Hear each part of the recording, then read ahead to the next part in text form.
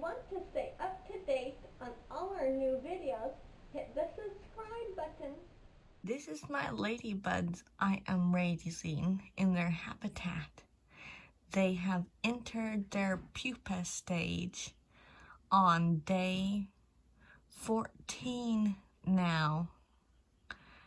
They're all dormant in their pupa stage. You do not have to feed or give them water when they're in this stage.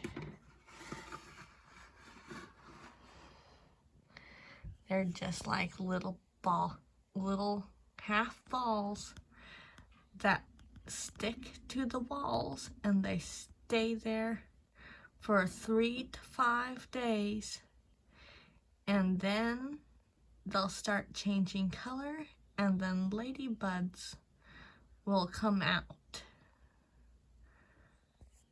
and then their shells will be soft, and they'll have to dry and harden their shells, and then they will be adult ladybugs after that.